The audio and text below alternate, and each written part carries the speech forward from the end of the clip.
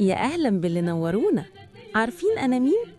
أنا الفرحة اللي جاية من قلب تاريخ بيحكي أجمل الحكايات، وجاية عشان أحكي لكم عن أحلى شهر بيعدي على أرض المحروسة.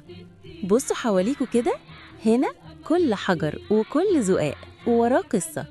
إحنا هنا في القاهرة الفاطمية، المكان اللي اتولدت فيه روح رمضان اللي بنعشقها، من أول فانوس نور الطريق لحد أول فرحة سكنت قلوبنا.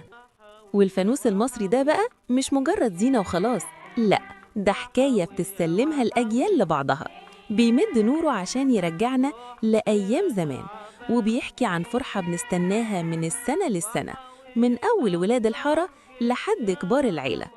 ومن هنا، من قلب الجامع الأزهر الشريف، منارة العلم والبركة، بتطلع روح رمضان الحقيقية، صوت القرآن وهو مالي المكان، وحلقات الذكر اللي بتطمن القلوب، بتخلي رمضان في مصر طعم روحاني ملوش زي.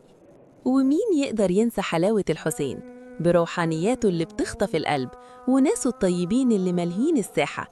بين الحواري الضيقة والجمال ده بنلاقي أحلى قعدات السحور والفطار، وأصوات التواشيح وهي بتطربنا وتخلي ليلنا كله أموار.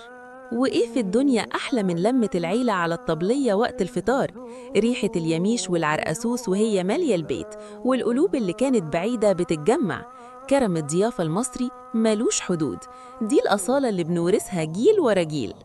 أما المسحراتي ده بقى فده المايسترو اللي بيصحي الفرحة في نفوسنا قبل ما يصحينا للسحور.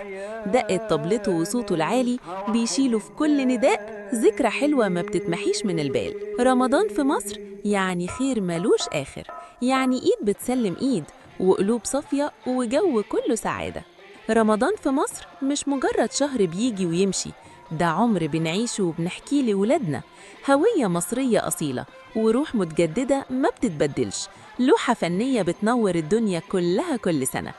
كل سنة وانتوا طيبين، وربنا يعيد علينا الأيام دي بالخير، ومن كل قلبي بقول لكم رمضان كريم.